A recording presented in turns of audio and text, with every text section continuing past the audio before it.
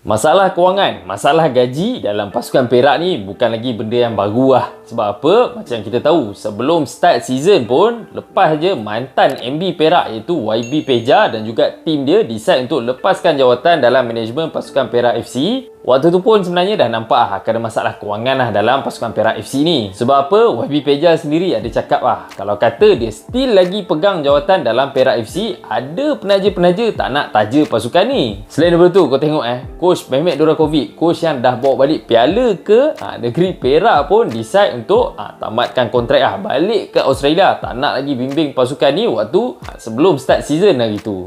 Dan kemuncak kepada kemelut ni bagi aku apabila Zulhimi Di Paula meraihkan gol menentang pasukan UiTM dengan finger gesture, tunjukkan berapa bulan dah play-play Perak tak dapat gaji. Dan susulan kepada kemelut gaji inilah sebenarnya membawa kepada perpindahan secara besar-besaran lah player-player core pasukan Perak, antaranya Badak dan juga Di Paula berhijrah ke pasukan JDT. Selain daripada Kenny Parash dan juga Jay Patiburn pindah ke skuad ibu kota, dan juga yang terbaru Syakir Hamzah decide balik ke Singapura, dan Nazirul Naim katanya akan terbang ke negeri Borneo. Dan bila tular je isu Datuk Sri Vida diberi peluang dirisik oleh manajemen PAFA untuk ambil alih pasukan Perak ni, antara kebimbangan utama fan-fan pasukan Perak of course warna tradisi jersey diorang dan juga stadium Perak ni akan diubah kepada warna pink. Sebab apa untuk rekod sekitar tahun 2016 hingga 2017 waktu Datuk Sri Vida taja pasukan Kelantan dulu zaman Tan Sri Anwar Musa tu pun dia dah ubah warna tradisi pasukan Kelantan iaitu warna merah jersey diorang. Selain daripada stadium Sultan Muhammad pun diubah kepada warna pink. Dan tak cukup dengan tu management dan juga player-player Kelantan waktu tu ada trademark baru waktu ambil gambar, ada trademark ku putih. Kau tengok waktu tu betapa tak relanya muka 1Z waktu ambil gambar. So gang, untuk video kali ni aku nak sharekan pendapat peribadi aku. Sejauh mana sebenarnya projek Perak The Pink Gaurus ni akan berjaya. Ada beberapa faktor sebenarnya perlu dipertimbangkan oleh Datuk Sri Vida dan juga manajemen pasukan Perak sendiri. Antara faktor utama yang perlu dipertimbangkan oleh kedua-dua belah pihak bagi aku dari segi perancangan kewangan pasukan. Apakah sebenarnya fokus utama Datuk Sri Vida dalam projek pengambil alihan ni?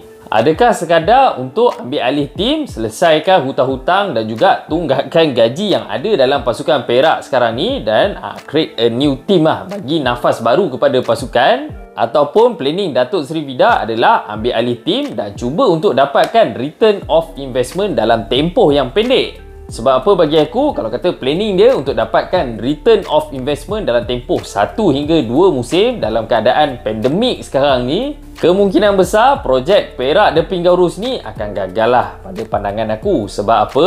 Kita tengok dari segi bisnes Datuk Sri Vida iaitu produk-produk Pamoga dan juga Ku Putih ni majoritinya menumpukan kepada kecantikan. Dan apabila produk kecantikan ni of course tumpuan utama diorang adalah cari female buyer. Dan benda tu tak ngam dengan penyokong dan juga peminat Perak ni majoritinya of course peminat bola sepak confirm lelaki bukannya perempuan. Dan dalam video yang tular waktu melawat stadium Ipoh tu pun Datuk Sri Vida dah start tanya fan-fan Perak, "Engkau nak support tak produk aku? Nak beli tak Pamoga dan juga Ku Putih?" Dekat situ aku rasa statement tu pun dah tak betul lah. Selain daripada tu faktor yang kedua bagi aku perlu dipertimbangkan oleh kedua-dua belah pihak adalah perancangan pasukan untuk season ni. Macam yang kita semua tahu, ambil alih pasukan dalam tempoh mid-season ni bukanlah sesuatu yang ideal untuk dilakukan oleh mana-mana pihak.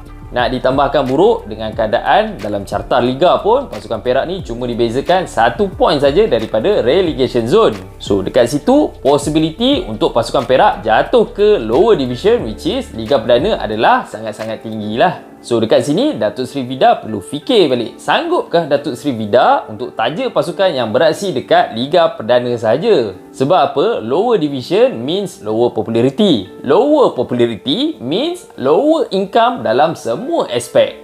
So dekat situ antara benda yang perlu dilihat balik oleh Datuk Sri Vida sama ada dia nak stablekan pasukan ataupun memperkuatkan pasukan baki saingan yang ada ni untuk stay dekat Liga Super. Dan faktor yang terakhir bagi aku perlu dilihat oleh Datuk Sri Vida adalah sanggup ke Datuk Sri Vida untuk tanggung risiko rugi buat kali yang kedua. Benda ni amat penting sebab apa? Bila kau beli saham, automatically kau jadi owner kepada pasukan. Owner kepada pasukan tak boleh suka-suka hati decide untuk tinggalkan pasukan, lepaskan pasukan kat orang lain. Benda dah tak sama macam waktu dia taja pasukan Kelantan dulu, yang mana dia sekadar seorang penaja boleh decide untuk tarik diri bila-bila masa sahaja.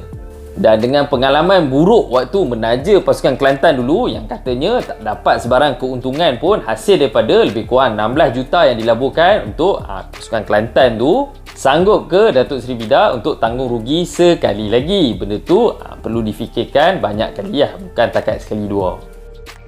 Dan personally bagi aku, pendapat peribadi aku secara realistiknya, kalau kata Datuk Seri Vida yakin bola sepak ni adalah long term investment, bukannya untuk dapatkan return of investment dalam tempoh 1 hingga 2 musim. Tak salah pun kalau kata Datuk Seri Vida decide untuk beli saham pasukan, seterusnya jadi owner kepada pasukan Perak FC ni. Cumanya geng, kalau kata Datuk Seri Vida tak yakin bola sepak ni adalah untuk long term investment, lebih baik untuk proses ni tak dijalankan langsung. Jangan langsung beli saham pasukan Perak FC ni. Sebab apa bagi aku, benda ni kemungkinan besar akan merugikan Datuk Seri Vida dan juga pasukan Perak FC sendiri. Dan macam yang kita semua tahu bisnes dalam bola sepak tempatan ni bukanlah macam dekat Europe sana. Banyak lagi benda yang boleh dilakukan untuk jana income pasukan selain daripada jual produk kuku putih tu.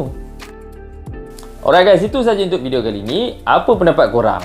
Fan-fan Perak, korang okey ke kalau kata Datuk Seri Vida nak jadi owner baru kepada pasukan Perak FC ni? Korang boleh kongsikan dengan aku dengan komen dekat bawah. Mana-mana yang baru dekat A2N Studio, jangan lupa untuk terus support aku, support channel ni gang dengan tekan butang subscribe dekat bawah. Itu saja daripada aku gang. Sehingga kita jumpa lagi. Assalamualaikum.